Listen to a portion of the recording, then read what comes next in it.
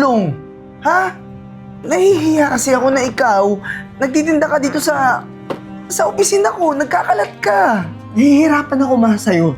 Sa totoo lang ha, nagiging pabigat ka na sa akin. Alam mo, nagtinda lang ako para makatulong sa kanya. Alam mo, ayos lang ako na ako yung tarantaduhin mo, pero yung nanay ko, ha? Huwag mo idadami dito yung nanay ko, ha? Mag-impake ka na ng gamit mo. Bukas aalis tayo.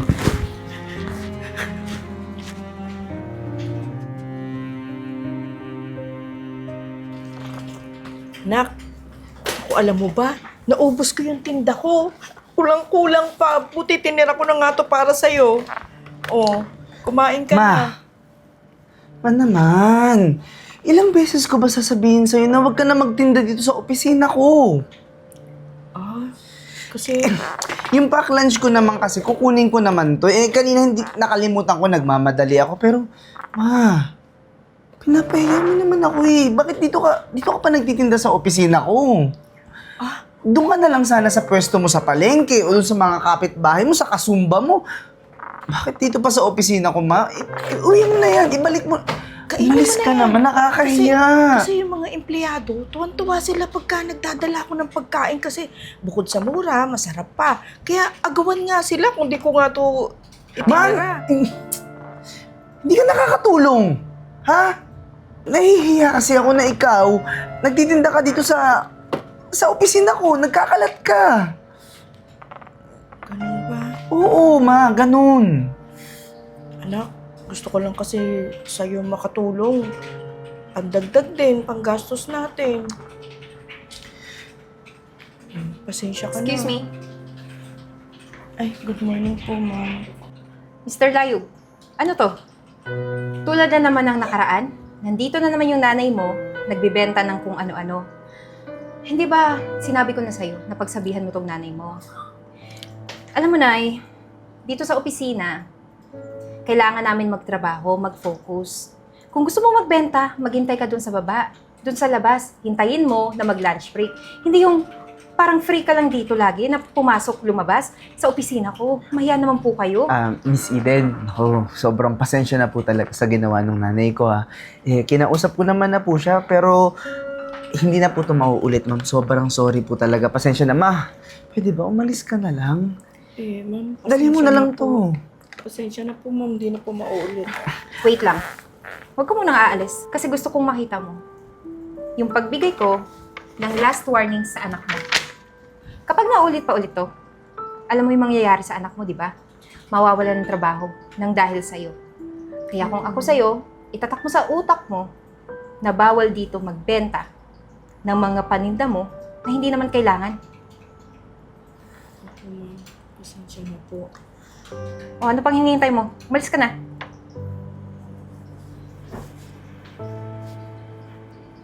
Mr. Layug, basahin mo na maayos.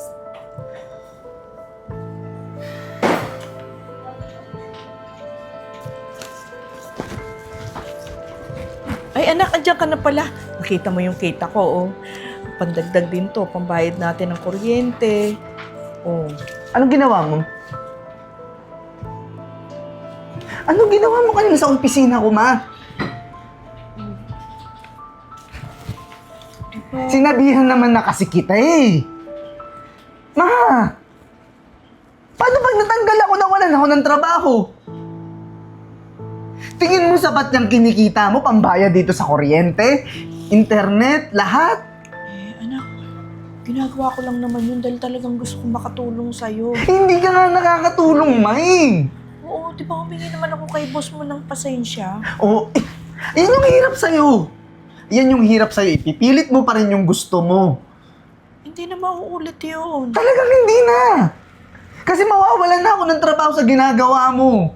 Manaman! Ano? Ipipilit mo pa rin yung gusto mo? Prince, anak, alam mo na wala akong gusto kundi makatulong lang sa'yo. Nakikita ka kang napapagod. Pupuyat ka lagi. Nahihirapan ako pag nakikita kong nahihirapan ka.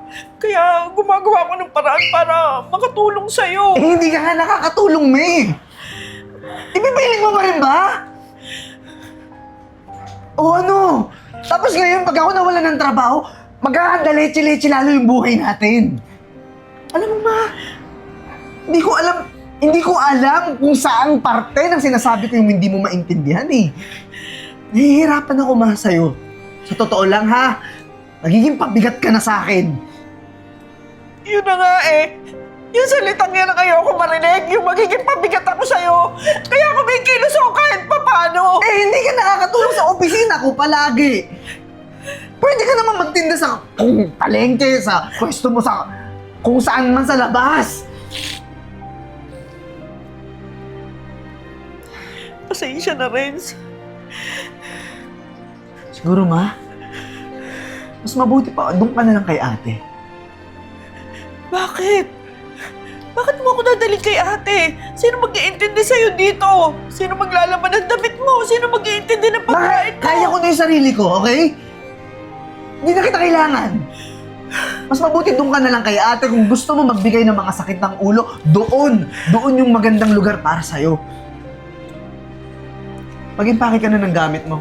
Bukas aalis tayo.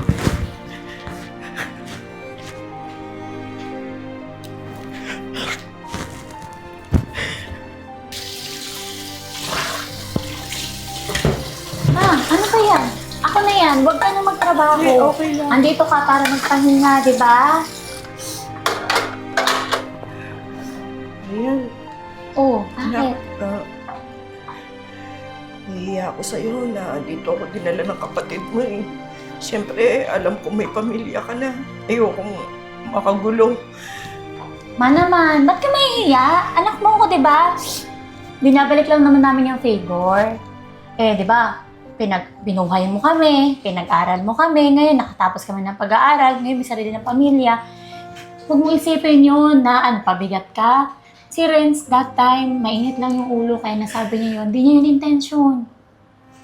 Alam mo, nagtinda lang ako para makatulong sa kanya. Para hindi sa kanya lahat nakabalikat yung gastos.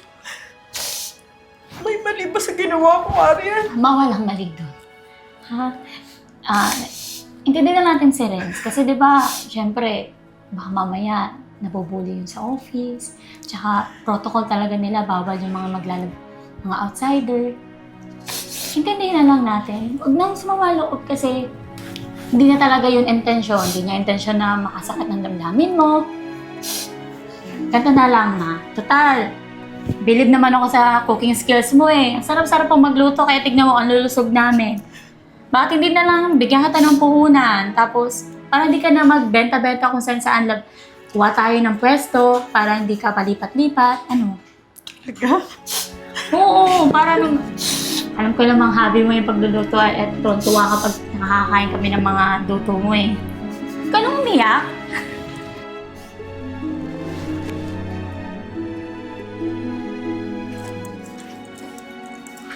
Boy! Boy!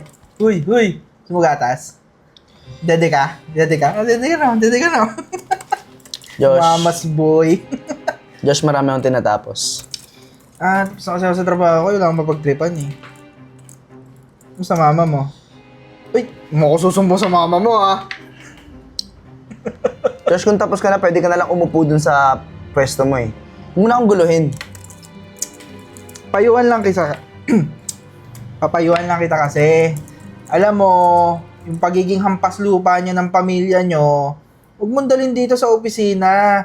Yung nanay mo, maaga naglande kasi nga Makati siya. Kaya hanggang ngayon, hampas lupa pa rin kayo.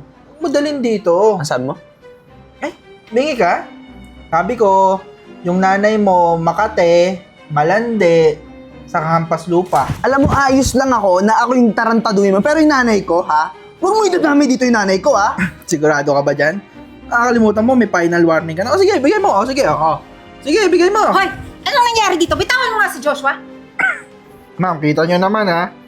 Kita nyo naman. Siden, tinatapos ko yung urgent na sinend mo kanina. Pero ito si Josh kasi, lumapit dito kung ano yung mga sinasabi sa akin. Alam mo, ikaw, hindi ka na nagtatanda eh. Hindi ka naman gaganyanin ng mga trabaho mo. Kung sinunod mo yung sinabi ko, napagsabihan yung nanay mo. O ngayon, pa-victim ka?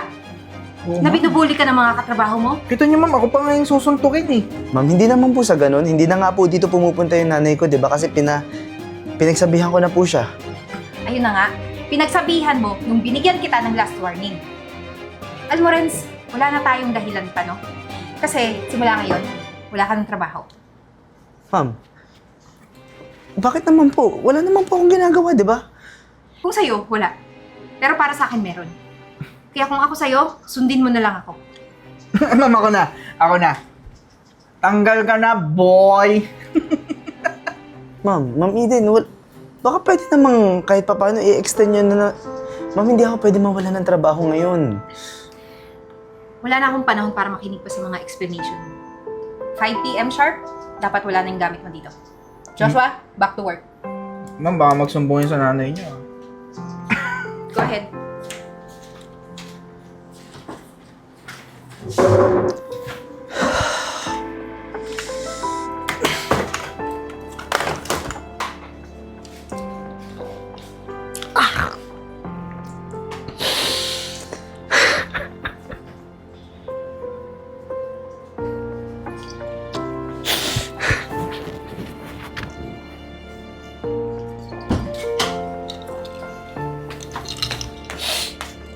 Renz, anak, Tama na nga yan, Renz. Ano ba naman yan? anong ginagawa ko? Bitawan nyo nga! Ano ba?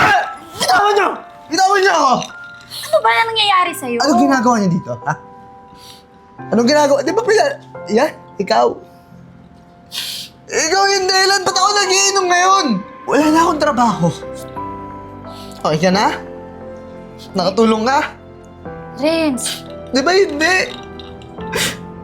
Ito na kalayuan ang buhay ko ba eh. Sinira mo na naman! Sinira mo na naman! Renz, hindi ko alam na dito mapupunta yung lahat. Tumulong lang ako. Gusto ko lang pagaanin yung buhay mo. Hindi ko alam na ako pa yung makakasira ng buhay mo. Mawala na akong trabaho. Renz, pwede ba? Pwede ka naman mag-apply ulit ng trabaho ah. Saka pa? Tingin mo gano'n lang kadali yun, ate? Renz, wag mong bigyan. Mahal na mahal ko yung trabaho ko. Alam mo ba malapit na ako ma-promote? Sinira mo! Pwede ba wag mong hisihin si Mama? Wag mong gawing negative lahat ng mga tinutulong niya sa'yo, lahat ng ginagawa niya. Wow. Dali kasi magsalita para sa'yo eh. Wala ka kasi sa sitwasyon ko, ate. Oh, anong ginagawa niyo dito? Di mo ba alam? Nung nasa ibang bansa si Mama? Para mapagtapos ka ng pag-aaral? Ha? Hindi ka siyang kasahin ng boss niya. Tapos ano? Ganyan ang ibabalik mo? Mag-return ka naman ng favor, Renz? Hindi yan ganyan? Oo, sige, natanggal ka sa trabaho. Bakit pwede naman mag-move on ah? Nakatapos ka, matalino ka. Mag-apply ka na panibago. Diba? Ginagawa mong komplikado ang buhay, Renz. Ma? Matotoo ba lahat ng sinabi ni ate? Munti ka na mag-ahasa sa trabaho sa abroad. Oo, Renz. Pero tiniis ko lahat para matapos kayo pareho ng ate mo.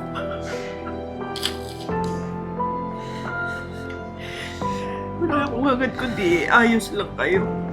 Kahit itong nangyari ngayon, talagang sinasabi ko sa'yo, hindi ko sinasadya. Ang alam ko lang, bibigay lang ako ng tulong. Hindi ko akalain na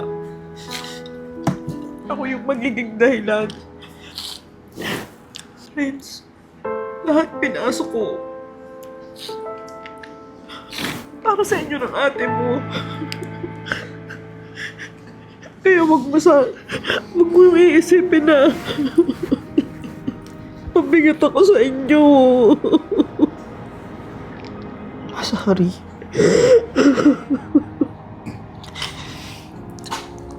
Sorry sa inyo ni ate.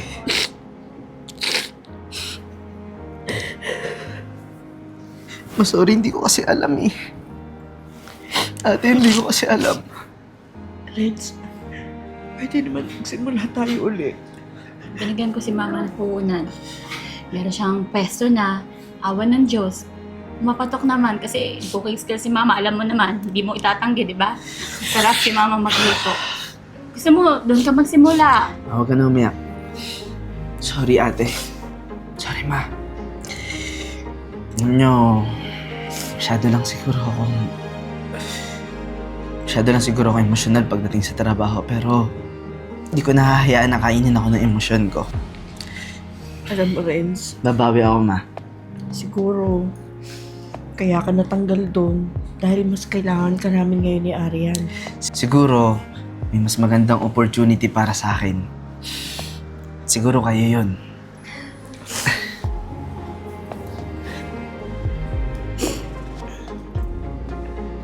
Oh, congrats! So, celebration natin to kasi yung restaurant ni Mami, actually, business natin lahat. Eh, sobrang patok. Oh, di mo na kailangan mag-apply, di ba? Sabi ko sa'yo. Tsaka nakakatuwa din na dito ko ginamit yung talino ko. Mas masaya. Kompleto tayo. Basta ako nagpapasalamat sa inyong dalawa mga anak. Sa talino ni Renz at sa pagtitiwala ni Arian. Ano ma, naod na tayo? Tara, pero baka wala na tayong maupuan. Ang daming tao nga man ng pila. Hindi na natin kailangan pumila dyan. Diretso na tayo dun sa cinema number 3 kasi black screening tayo. Nirentahan ko yung buong sinihan. Yabang kasi Talaga? Eh, ang laki kasi ng pera natin sa restaurant eh. Kumupit muna ako. Tara na. Tara.